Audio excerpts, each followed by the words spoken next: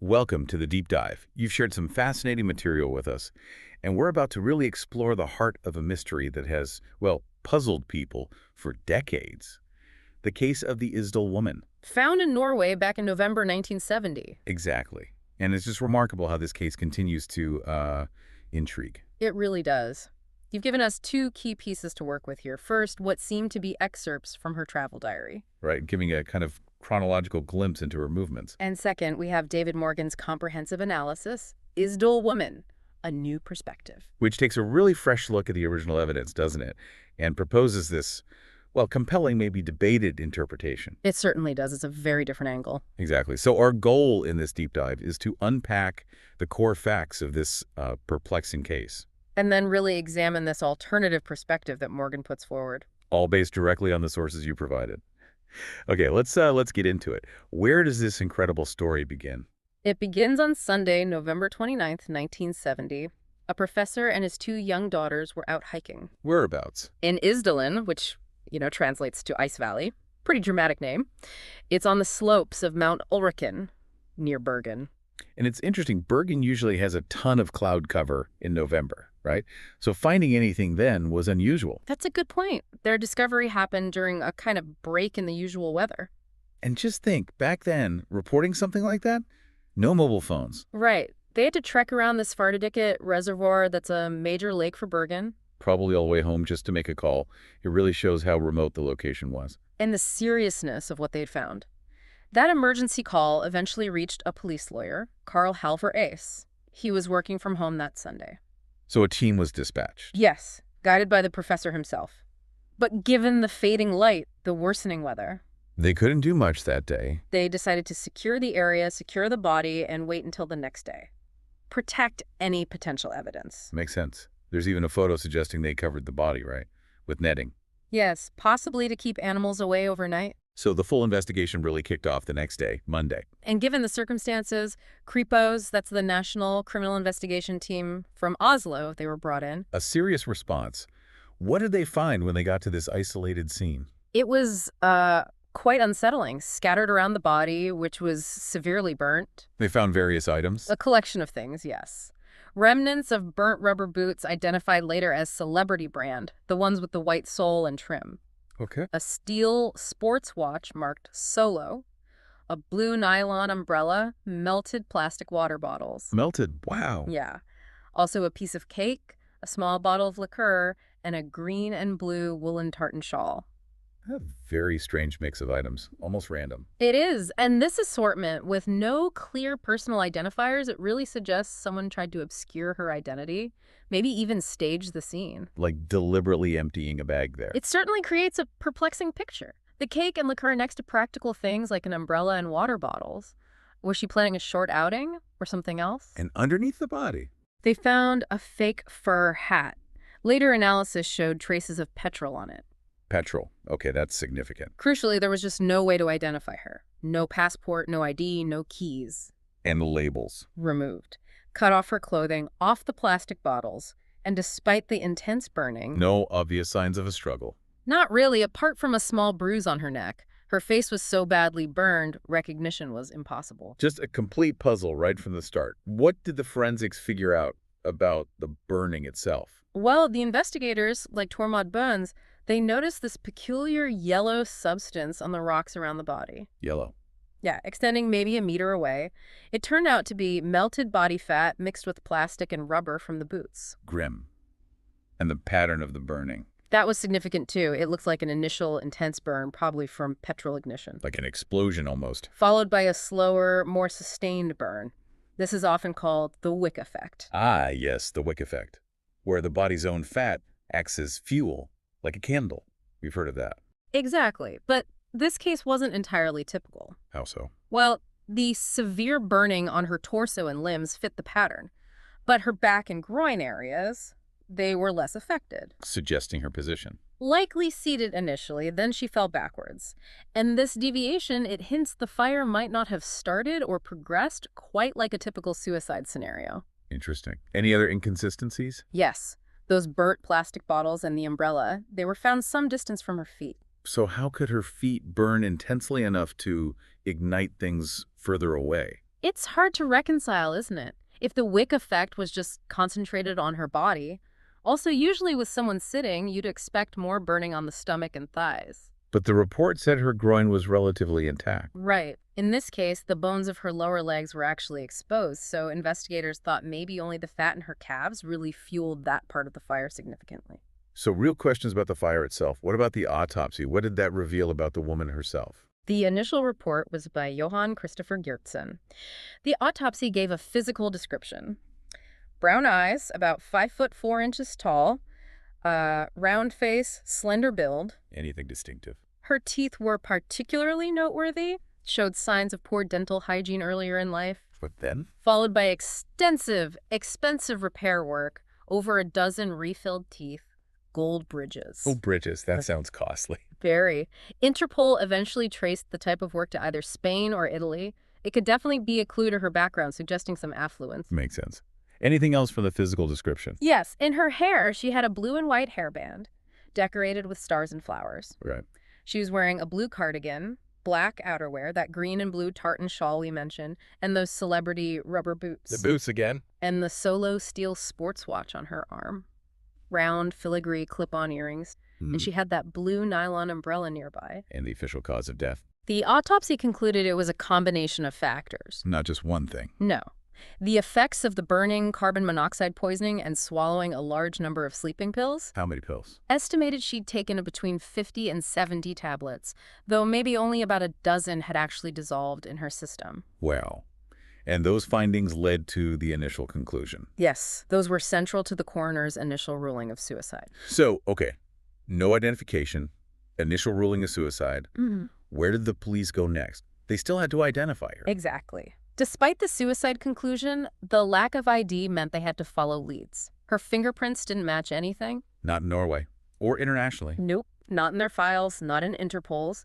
So in early December 1970, investigators started physically checking hostels, hotels, Norway. Looking for anyone matching her description. Yes. One early lead took them to Stavanger, actually, investigating an American tourist named Valentine staying in a hostel. An American?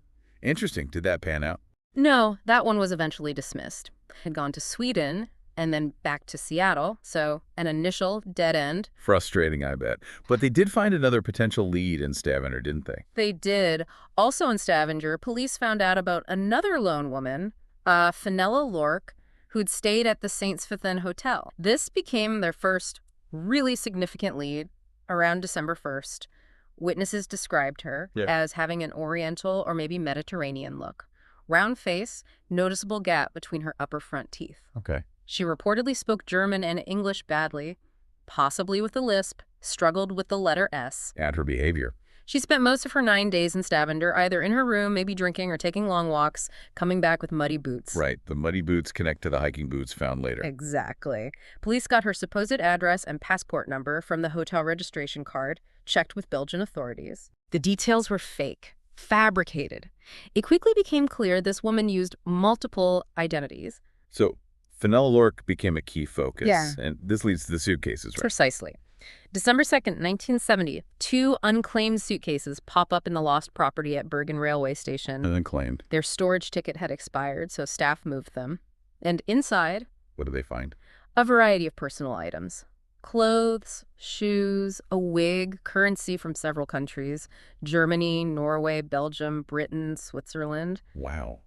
Cosmetics? Cosmetics, comb, hairbrush, teaspoons, even a tube of eczema cream. Teaspoons. Odd. It is a bit strange. Crucially, they also found a notebook with coded entries. The coded diary. Yes, and a bag from the Oscar Rootfed shoe shop in Stavanger. The same city where Fenella Lork stayed. That's a strong link. It's a powerful connection. Police visited the shoe shop. They found evidence of a customer buying Norwegian size 38 rubber boots, matching the ones at the crime scene. And they connected this customer to They concluded it was the same Fenella Lork from the St. Swithin Hotel.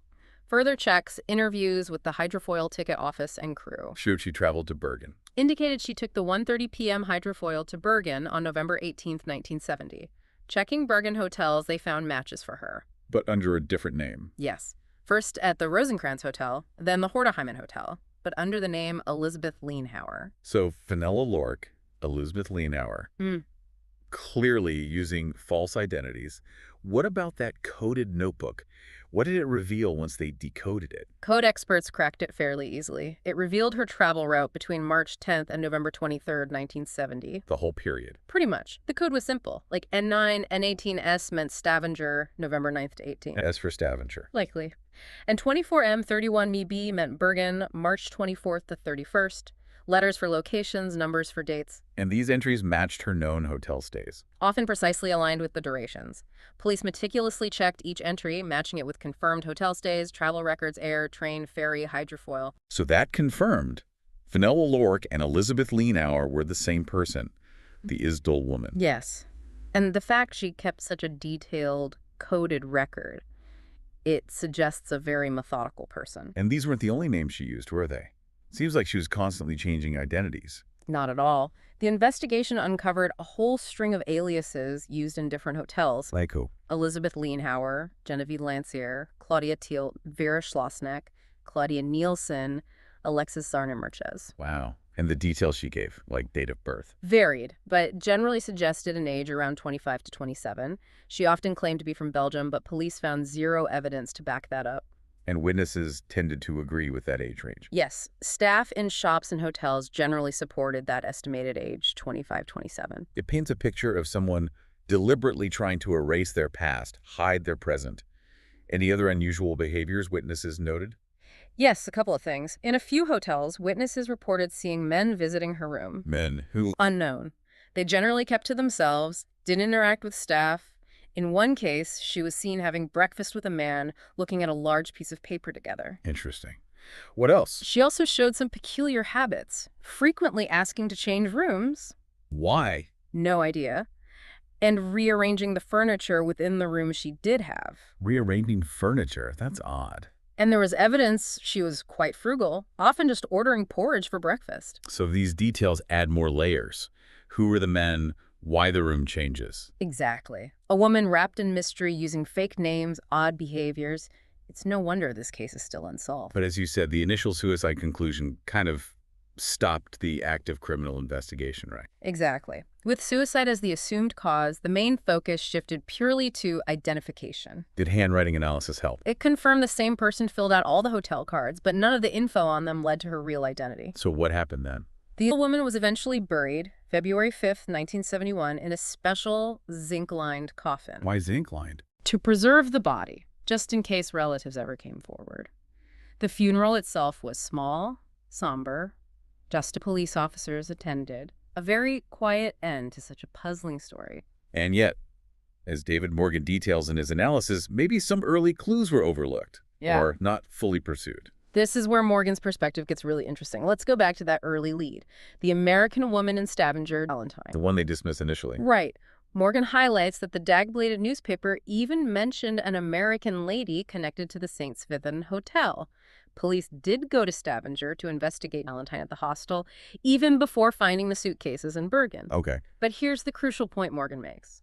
There were two lone women in Stavanger in November 1970. Two? Yes, Valentine at the hostel, and Fenella Lork, the Isdal Woman, using a fake name at the St. Swithin Hotel. Ah, okay. They arrived separately, different dates, different transport. This detail, two women in the same city simultaneously, seems like a point that needed, well, deeper digging. A significant overlap right there. So tell us more about their timelines in Stavanger. How do they overlap? Okay, so the Isdal Woman, as Fenella Lork, flies into Stavanger November 9th, checks into the St. Swithin. Her behavior fits, stays in her room, maybe drinking, muddy boots from walks. Right. And interestingly, a phone call comes into the hotel asking specifically for an American woman. Then Valentine arrives. Yes, on November 17th, hostel staff remember her getting help from a train station porter with one suitcase carrying another large bag herself. The hostel was near the station. Convenient. Then, the next day, November 18th, Valentine gets a second, larger suitcase, maybe from a station locker, brings it to the hostel. Now she has two suitcases. Okay. On that same day, November 18th, she goes to the Oscar Rootved shoe shop, asks about the celebrity rubber boots, says she'll come back with jeans to try them on. And on the same day. We believe the Isdal Woman, as Fenella Lork, visited the same shoe shop, purchased a pair of size 38 celebrity boots, then checked out of the St. Swithin. And took a taxi. A taxi driver remembers picking her up around noon, taking her to the hydrofoil, carrying one suitcase. His description of parents, broken English, gap in teeth, and later ID suggests she was likely wearing the new boots. Wow. Same shop, same boot, same day. That's a striking coincidence. It demands attention, doesn't it? Absolutely. Yeah. A major point of convergence.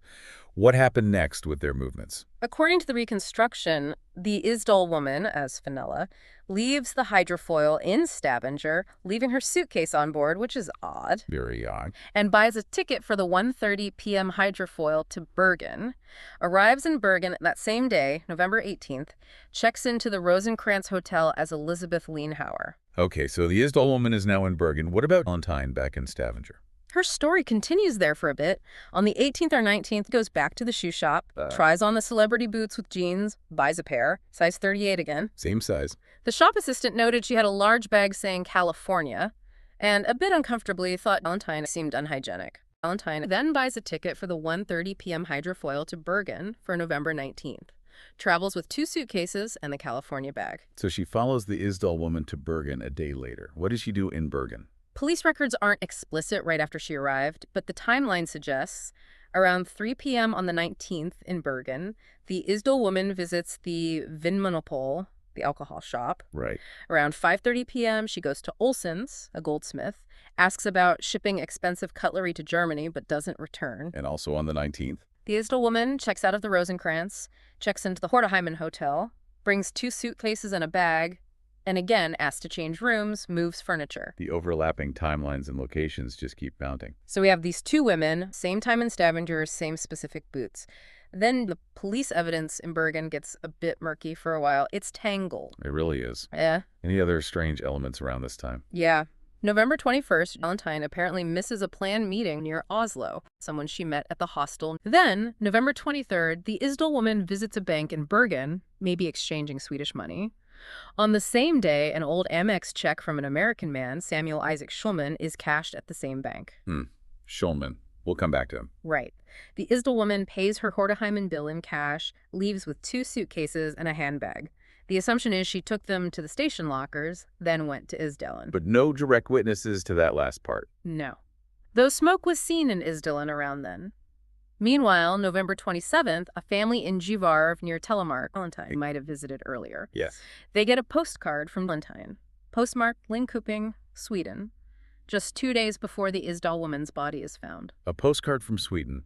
Arriving just before the discovery, that complicates things immensely. It certainly does. And on the same day that postcard arrived, Bergen Railway staff pulled 2 suitcases from expired lockers. The ones found later. One beige with straps, one smaller, lighter, put them in lost property.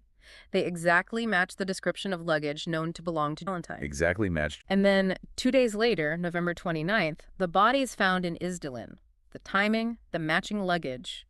It's incredibly suggestive. It's just a cascade of overlaps and really extraordinary coincidences. Feels like more than just chance. Morgan argues these connections can't be dismissed. He raises valid points. Why didn't police dig deeper into whether Valentine actually went to Sweden and came back? Or if she was connected to the Isdal woman's activities? He emphasizes the boots, right? The remarkable coincidence of both buying the exact same size and style boots? And where did the Isdal woman get a second suitcase in Stavanger or Bergen? And the suitcases found matching description perfectly. That seems huge. It feels like a significant point that might have been underestimated. Morgan also wonders about the blue umbrella at the scene, who bought it, when. And suggests the focus on the coded diary might have distracted them. Yeah, it might have inadvertently steered them away from this potentially crucial link to Valentine. And what about that mention of Normie or Morny, the person supposedly meeting in Bergen? According to Morgan's research, hostel staff said planned to meet someone called Normie or Morny. And he identified this person. He identifies him as Normie, a relative of the people Valentine met in Givard near Telemark before she even got to Stavanger. Okay, so a pre-existing connection. And this Normie lived in Bergen and worked at the Vinmonopol. The alcohol shop. The same type of liqueur was found at the scene and in the suitcase. Exactly. Morgan thinks it's highly possible Normie was the one who mistakenly called the St. Swithin Hotel asking for Valentine. That establishes a potential direct link between known contacts and elements of the Isdal woman's last movements and possessions. It's a strong potential link, yes. This network is getting intricate. What about the California University bag the shoe shop assistant mentioned? Morgan brings in a speculative but interesting connection here to a young cousin of Normie, whom he calls Heine. And This cousin had returned from a university in California in 1970. Morgan theorizes maybe met on a flight from the U.S. explaining the California bag, if it was a gift, perhaps. Potentially. He also points to police evidence suggesting the Isdal woman met a younger blonde man, maybe Heine, and an older man, maybe Normie. And speculates they might have been trying to warn her off. He finds that potentially suspicious. It's certainly a lot to think about. The speculation keeps building, which leads to the most provocative idea, that Valentine and the Isdal woman were the same person. Morgan tackles this head-on. Maybe Valentine was living a double life, using fake names in hotels, but her real name at the hostel. That would explain the boots. And why their descriptions seem similar. He even suggests the woman at the Rosencrantz on November 18th might have been someone else entirely. So how would that work logistically? One scenario he floats. Valentine checks out of Saints Fithen with one suitcase, takes it to the hydrofoil, leaves the hydrofoil, goes to the hostel, then takes the hydrofoil to Bergen on the 19th with two suitcases and checks into the Horteheimen. It's complex, but it offers a potential way to resolve some inconsistencies. It's challenging, but it could explain several puzzles. A truly mind-bending idea. If true, it ties up a lot of loose ends. Okay, let's shift focus slightly to some of the other modern research Morgan discusses. Right.